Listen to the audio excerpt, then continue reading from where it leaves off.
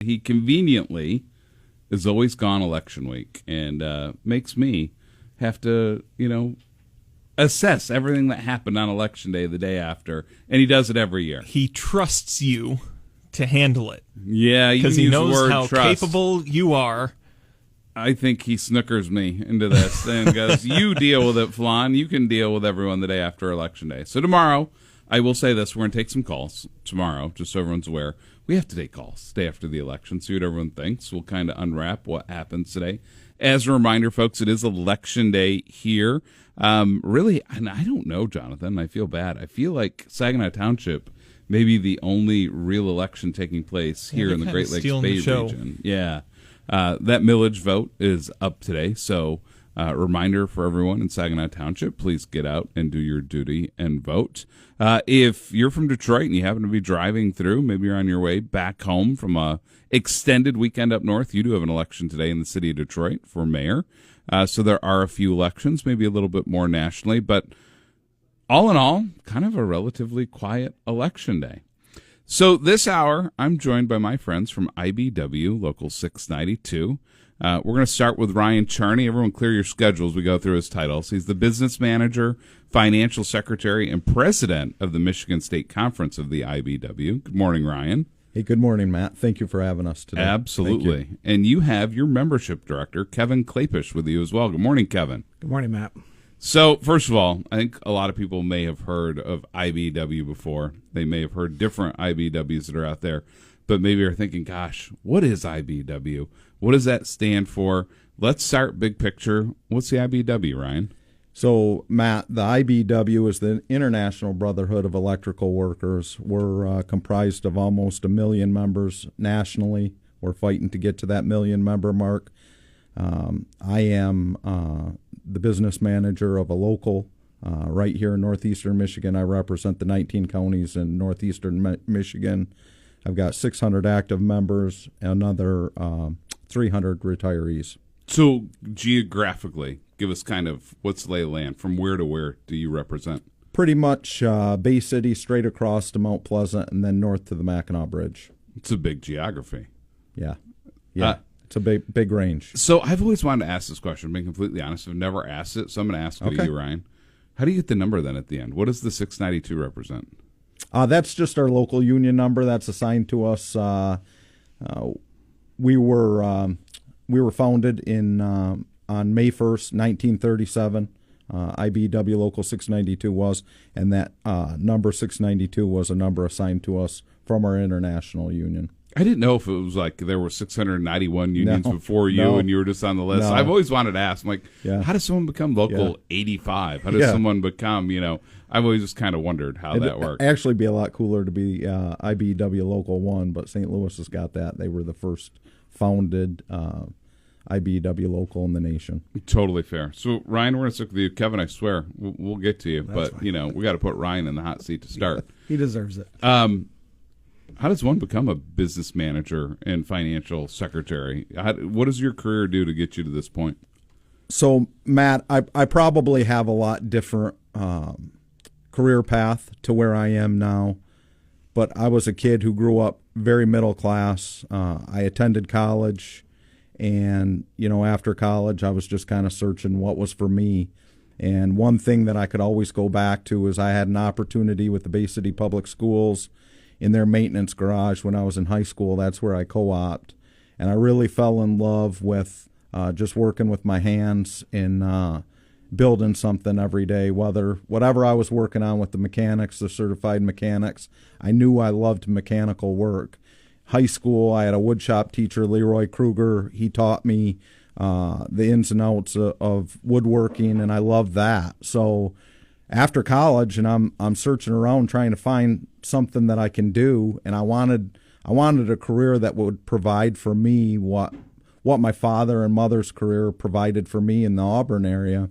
And I ran into a buddy. He was in the International Brotherhood of Electrical Workers, and I said, Mark, why did you do that? And he said, Ryan, it's not only the pay, but it's the benefits, it's the health plan, it's the retirement.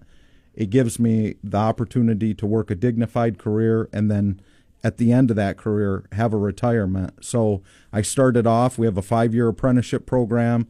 I applied for that. I eventually got into our 5-year apprenticeship program, and I fell in love with electrical work. I just love what I was doing, and I was so thankful for the opportunity, Matt, that the IBEW provided for me. As I progressed through my career and working with the tools, I wanted to be involved in the local union. I wanted to share the opportunities that I had gained with other individuals who maybe weren't born with the same opportunities that I was. And so I started becoming involved in the local union. I became part of our apprenticeship committee, trying to mentor our young apprentices. I moved on from there to a union organizer. 2020, my business manager left, and he took a job with the Michigan Building Trades. I was appointed business manager, and I've won 2 subsequent elections. Really didn't have anyone that would even run against me. I just love the IBEW, and I wanted to share that, Matt. It is clear your passion's there. So when we talk about electrical work, so sometimes I think people may not realize the magnitude of electrical work we're talking about. A lot of times we think, okay, an electrical worker, an electrician, I call Jason Clemens. He and Robbie or Randy come over to the house, and I got something that isn't working in there, and they wire it up. Or you're building a house, and they wire it up. But you guys work on some pretty substantial projects with massive electrical needs. Can you give the listeners an example of the level of work that you guys do? Yeah, so it's through my career, I love to talk about this. I've wired everything from a dog kennel, working. Wait! Time out. Well, what did we wire the dog kennel for? Is this like my guy Snoopy winning his Christmas lights contest in the Christmas episode? What are we wiring a dog kennel for? Matt, everything that we use today needs power. Whether it's our lights, receptacles, whatever you need needs power, right? So you start off with the basic things. Whether, like I'm talking about, a dog kennel. Working residential, wiring residential homes. I've worked in the General Motors plants around the state of Michigan. I've wired freezers for Myers, the grocery store chain.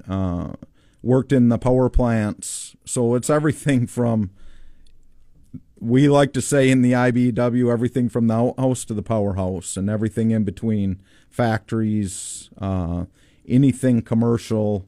Commercial restaurants. I've worked in places like that. So everything needs electricity in today's world. Obviously, right now, solar is a big part of the IBEW, and we're doing a lot of work in the solar community.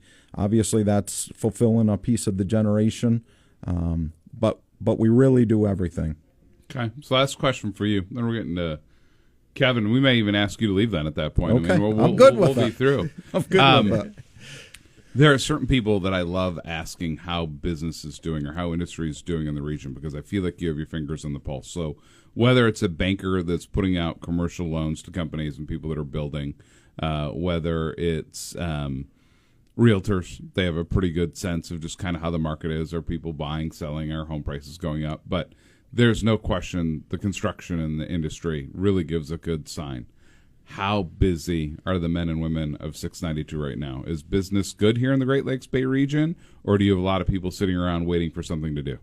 I would tell you, Matt, work has never been better for the IBEW. We have so many opportunities out there for people looking for an opportunity. Our apprenticeship classes have doubled and almost tripled in size.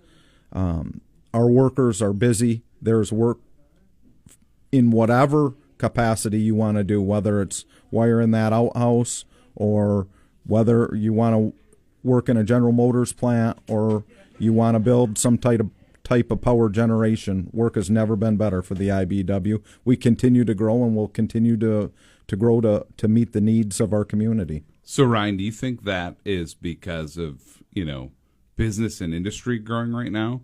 Or is this more, local mom and pop shops and home building, or is it a little bit of mix of everything that's really keeping everybody busy? Yeah, Matt, I'd tell you it's a little bit of everything, right? We're, like I said, we're geared up, we're ready, we're trained to do anything, and we're willing to do anything. And My job as the business manager of the local or financial secretary is to get out there and build relationships in the community. Nothing is more important than those relationships, and make sure that my members are staying working. And right now, that's what they're doing.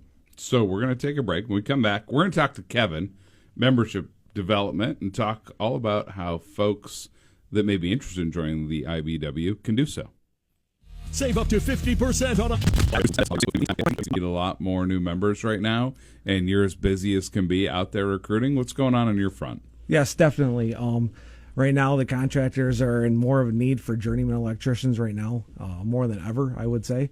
And that's where my role steps in. I'm out seeking for not only new apprentices to apply for apprenticeship, but also for non-union or unrepresented workers to come and join the union, and they can better their skills and better their livelihood. So, Kevin, this becomes an important question. So, right now, there is someone driving down I-75, and I guarantee they have a son or a daughter or a grandchild, and they're trying to figure out what that child wants to do, and that child's a little bit lost, trying to figure out, geez, what do I do? And it could be any child. It could be someone who's great in school, but maybe someone who goes, gosh, I really can't stand school. I love working with my hands. I'm more of a project person. And they always hear about, programs like the IBW, but they don't know what to do. They don't know how to get in. They don't know how to get started. So let's say that, Tom is driving down the road and he's thinking, gosh, I need Billy to get into this program. What does Tom tell Billy today? What does he do if he wants to become part of your program? So there's a couple different ways, Matt. So the easiest way, everyone's got access to a cell phone. Go to ibw692.net, and there's a drop-down link that says apprenticeship, and then you click that, and it says how to apply. On top of that, there's also a list of, it gives you an idea of what you're getting yourself into if you want to become an electrician, the different roles and the different things that we actually do, like Ryan explained a couple minutes ago. But if you go there, you can apply, and then also if you stop at 1300 West Thomas in Bay City, there in between the one-ways, there's a school right across. Our JTC is right across the street from there. One of us would be more than willing to talk you through the process and kind of give you an explanation of what we all do there, and show you kind of the classroom, and show you the different things we got set up there. So let's have a serious conversation. These spots are competitive, correct? It's not like you just apply and you're like, hey, you're in. You applied, you filled out the form, you're in. It's a competitive process, correct? That's correct. Yes, we do applications all throughout the year, but we do interviews only in the beginning part of the year. We take one class every year. So usually we have we've been having about 150 to 200 applicants, and right now our classes are larger because of we need a larger workforce, so our classes are between 20 to 25. So those 20 to 25 that are selected, what separates them from that other group of 125? What are the attributes you're looking for? What can people be doing if they're thinking to themselves, gosh, I want to go be part of IBW, but I got to show these guys that I'm serious. I got to show them that I'm interested. I got to show them that they want to invest in me. What should an applicant be doing to put themselves in a position to be accepted into your program? I think the biggest thing is that you need to be willing to learn and be willing to adapt. There's, like Ryan was saying, we have so many different avenues that you could go once you become an electrician that you have to be, I don't want to say this. You have to be willing to just learn from different people, I guess is what I'm trying to get at. Sure, I get that. So, Ryan, the question I have for you. So, Tom's driving down the road, got Billy. Billy's applied. Billy has, he's got the soft skills. He's proven that, he's had a job for the last 3 years. He shows up every day. He's got good references. He took some community college classes. He looks like a promising candidate. You choose Billy. What do the next X number of years look like from the point when they're accepted and they start your program to the point that they're out in the workforce? Or are they out in the workforce immediately, but it's a time to become an apprentice, certification, etc.? What does that life cycle look like for someone who joins your program? Well, the first thing that I'd say, Matt, is like I totally see, like you're describing that man or woman driving down I-75, listening to the radio this morning and listening to us speak and thinking about whether it's a child themselves, a grandchild, and being lost. And that really resonates with me, right, Matt? Because that's where I was. I was like, what do I want to do? I knew what skills I had. I knew what I liked to do. And this question that you just asked me, I think it describes that perfectly, right? You have to be willing to get up every morning, put on a pair of work boots, work in the elements. Maybe it's not necessarily outside in the elements. Maybe it's inside a hot factory. Maybe it's, I can tell you, Matt, the first time that I walked into the Karn Generation facility out in Essexville, I've never worked in a place like that. I slid the sliding door, and I love to tell this story. It was the hottest, loudest, most uncomfortable I've ever been. It was like overwhelming, sensory overwhelmed in the first 12 seconds that I slid that door open. Just like when I walk into the big house to watch Michigan State. It is uncomfortable. It's sweaty. I agree crowded, with you, Matt. It doesn't smell good. I just don't really want to be there. I know exactly what you're talking about. Go at green, this moment. Matt. Go white. Attaboy. So this kid, they figure out that the IBW is for them. They figure out they're willing to put on a pair of work boots. They're willing to work every single day. They get into our apprenticeship program. It's a 5-year apprenticeship program. They're going to go to work every single day. It's 100%. The tuition is covered by our IBEW local. It is not covered. These people that join our apprenticeship, there is no cost to them whatsoever. It's 100% free. But they'll go to class for 5 years. In that 5 years, they'll go every other week, whether it's a Monday, a Tuesday, Wednesday, depending on what their class day is. They'll go twice a month. They'll go to class. They'll have books. They'll learn. The other 9 days in that 2-week span, they're going to go to work. We're going to pair them with the signatory contractor with the IBEW, and they're going to go out there and they're going to make a living. They're going to be putting money into a defined benefit, 3 different defined benefit pension plans. They're going to receive an annuity also when they retire, and they're also going to receive health care as they're going through this apprenticeship program. So it doesn't necessarily have to be an 18 or 19-year-old kid. There's opportunities out there for somebody who maybe is 25 years old and just needs a career change, has worked in construction, and just wants to be a part of the IBEW. Yeah, that this conversation was so important that they hear exactly what it kind of takes, how you get there, what it's like when you get in the door. And we've chatted in the past, and I know this to be the case. You can't be someone who doesn't have the soft skills, who doesn't have a proven track record of being able to go to work every day for a couple of years. You can't have someone that's got, just the lack of work ethic. You have to be able to prove that, hey, you're worthy of one of these 25 slots, and that it's just not open for just anyone. You just don't get a check. Oh, hey, you applied. I'm glad you're interested. You're in. No, it's not that easy. You have to prove some worth before you get into it, so that investment the IBEW makes is then returned. I think it's an important discussion. We're going to take a break. When we come back, we're going to keep chatting with the IBEW Local 692.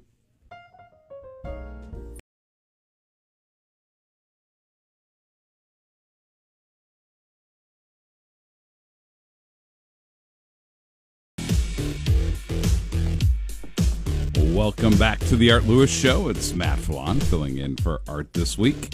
And I'm here with my friends from IBEW Local 692 in Bay City, Ryan Charney and Kevin Klapish. Kevin, I'll go back to you.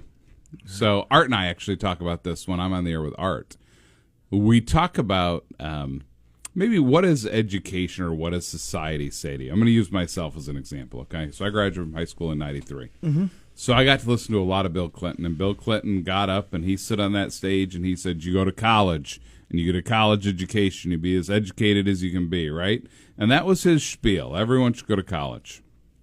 We've had other times. I don't know if I've ever told the story in the air, but I'll tell this story. I used to, at one point, I worked for Joseph Lieberman when he was running for president in 2004, and I worked for him throughout the year 2003.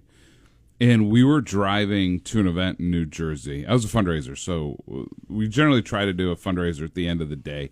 He was going to speak to a public school in South Jersey, Cherry Hill, New Jersey. And so he goes, and it was kind of an interesting school, kind of a mix of kids, a whole bit. And Senator Lieberman, Jewish member, so we always drove with and had Capitol security with us.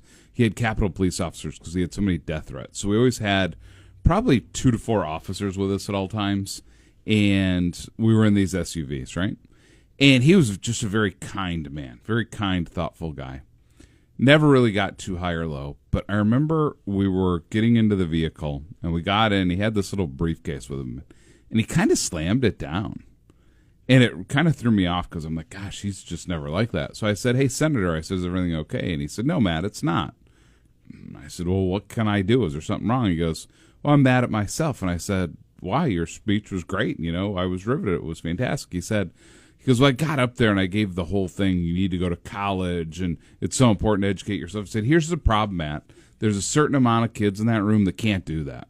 There's a certain amount of kids that just aren't built for that. They're smart kids, but they're not smart in terms of, hey, I'm going to go take college curriculum. And he said, I'm just lying to them. And then he went on this whole tangent of this is why we need manufacturing. Manufacturing is important to the economy so that everyone has a job. Everyone has a chance to do something. And it really stuck with me how frustrated he was. The point he was making is that our economy should have an opportunity for everyone.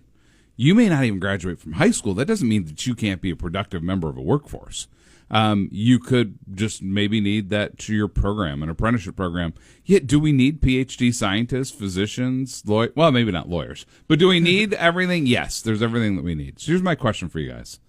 How is the messaging going right now to our, and to your point, Ryan, it doesn't have to just be high school or college kids, it could even be into your 20s, people in their career.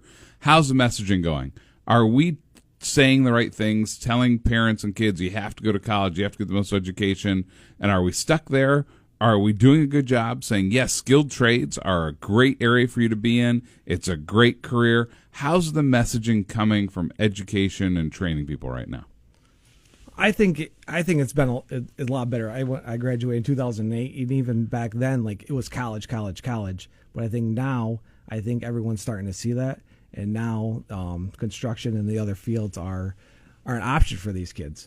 Right now, the high schools are doing a great job, and there's different groups out in the community that are doing it as well. But it's these school fairs that they're opening the doors for someone like myself and Ryan to come out there and speak to them and let them know about the different opportunities that are out there for them.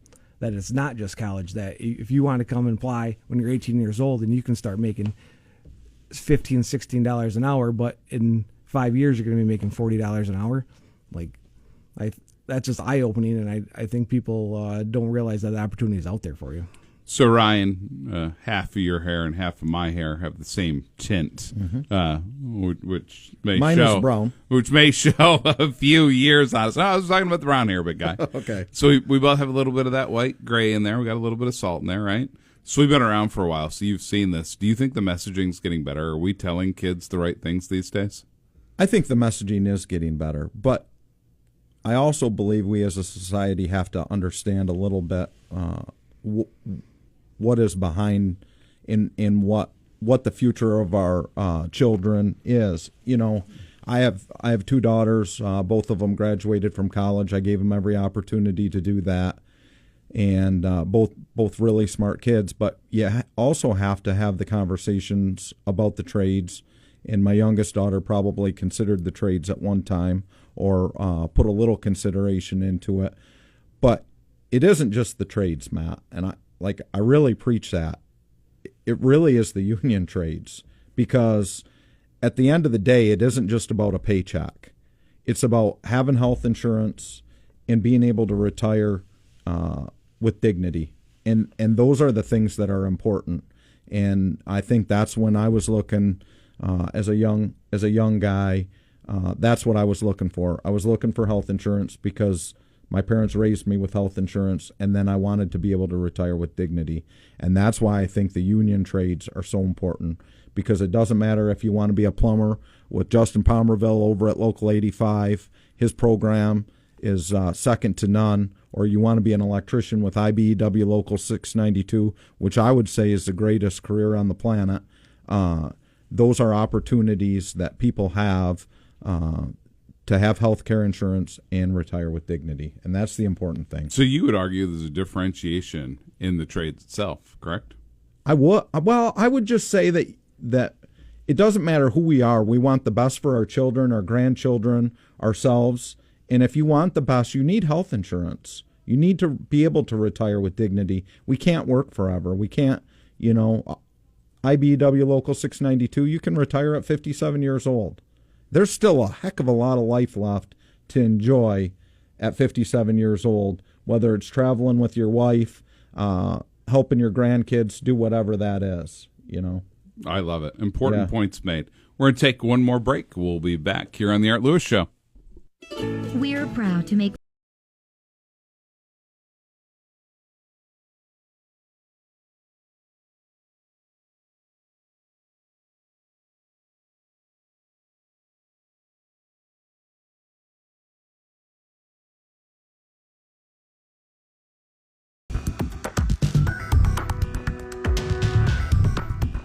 Good morning and welcome back to the Art Lewis Show. It's Matt Fallon filling in for Art. And as usual, I don't know where the time goes when I host the show. Final segment here of the show today. And I'm with Ryan Charney and Kevin Klapish from IBEW Local 692.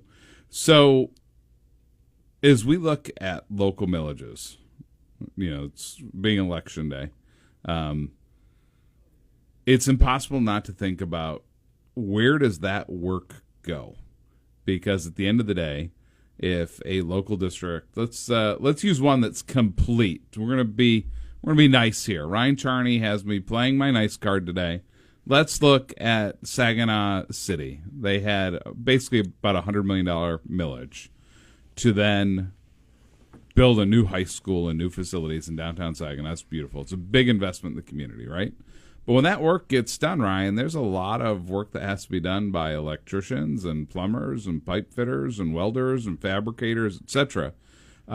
These tax dollars just aren't spent, to build a building. It also goes to hardworking men and women in the trades that are putting these things together. So for you, when you think just about millages anywhere in the service area that you have, they seem to be a little bit more difficult, and a lot have been voted down, which means that we're not improving the infrastructure of the schools and kind of helping the physical plant. But you're also not putting a lot of people to work that, should be working here in our local community. What do these millages mean to someone like you in the IBEW? These millages, obviously construction in general, that's our bread and butter, Matt. That's where we make our living. And what I often tell people is when we have the opportunity to do a project in the community that we live, it's immeasurable, right? Because we make our paycheck, we make really good money, and instead of working somewhere out of town or maybe even out of state and making that money out of state and spending that money out of state, we spend it right back here in our community. We spend it with our local businesses. We're able to do home improvement projects. We're able to use it to benefit our families. But that's what we do. I often say this, when you invest in the IBEW or another signatory craft, you're investing in your community and ultimately your future. And I think sometimes maybe people get confused when they hear, okay, well, the IBEW is coming to do the electrical work. That's not exactly how it works, right? You have companies that employ IBEW members. So how many companies, ballpark, do you kind of work with that have your members working for them? We probably have right now, Matt, somewhere between 50 and 100 signatory employers in northeastern Michigan doing work, whether it's in and out of our jurisdiction or whether it's consistent work in our jurisdiction. We have a lot. So we partner with those signatory contractors, whether it's a Clements Electric in Bay City or a Conti Electric, and then that's who my members, they work for that signatory contractor ultimately, and then that's who provides a paycheck. That's who puts into their health insurance and contributes for their defined benefit pensions. So when a company, is looking, okay, I'm going to use Kevin. Kevin, you're going to be my muse. You're going to start Kevin's Electric, okay? At that point, when you want to start hiring, you then have a choice where you're getting your folks. Do you then, is it a contract with 692 that you're going to get union employees over that you get to hire into your shop, and then you sign on and agree to the parameters of that contract? How does that work between the two?